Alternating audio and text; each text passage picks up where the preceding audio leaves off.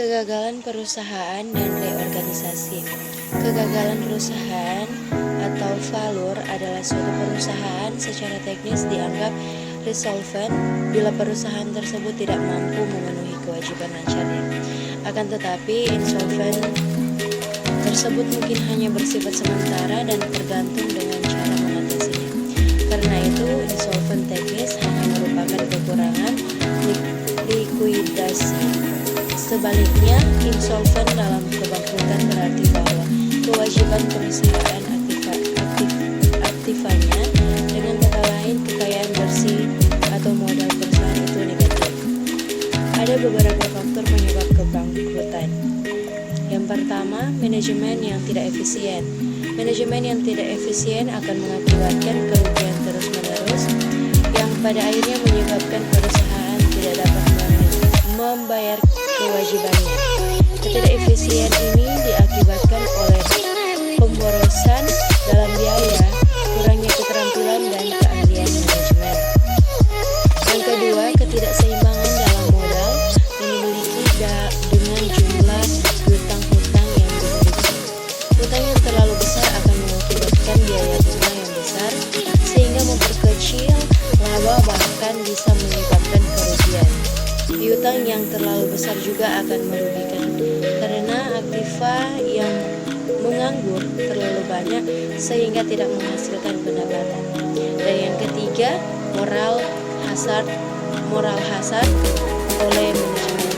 Kecurangan yang dilakukan oleh manajemen perusahaan bisa mengakibatkan kebangkrutan. Kecurangan ini akan mengakibatkan kerugian bagi perusahaan yang pada akhirnya membangkrutkan perusahaan. Kecurangan dapat berupa manajemen yang korup atau memberikan informasi yang salah pada pemegang saham atau investor.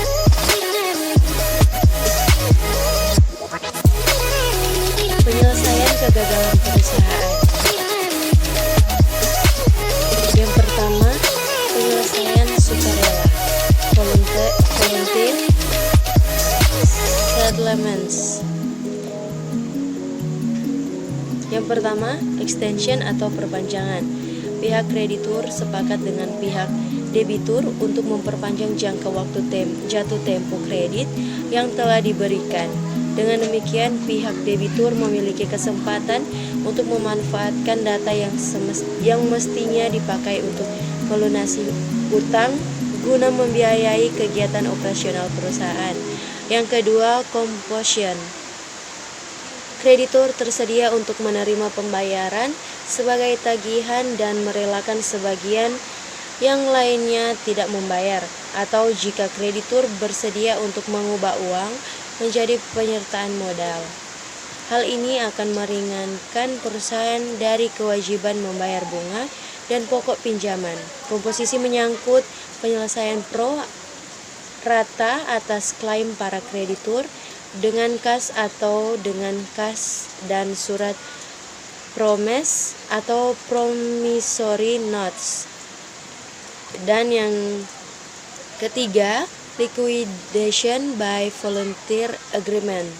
Para kreditur secara bersama memusatkan meminta likuidasi perusahaan secara informal, dan keuntungan yang bisa diperoleh yaitu waktu penyelesaian likuidasi lebih cepat, biaya yang dikeluarkan lebih murah, dan nilai aset perusahaan yang dilikuidasi masih sangat tinggi. Kedua, penyelesaian kedua menggunakan jalur pengadilan. Apabila pihak kreditur dan debitur tidak mencapai kesepakatan untuk penyelesaian secara sukarela, langkah selanjutnya adalah penyelesaian secara hukum. Dan yang terakhir, dengan menggunakan cara likuidasi. A. Dilakukan apabila kondisi keuangan perusahaan sudah tidak bisa diperbaiki lagi. B. Keputusan valid atau bangkrut ditetapkan oleh pengadilan negara niaga. C. Penjualan aset perusahaan yang sudah bangkrut dilakukan dengan cara lelang dan hasilnya dibagikan kepada kreditur setelah dikurangi biaya kepalitan. Pengertian reorganisasi perusahaan. Reorganisasi perusahaan adalah penyusunan kembali struktur modal perusahaan sehingga struktur modal yang baru dianggap cukup layak bagi operasional perusahaan di masa yang akan datang.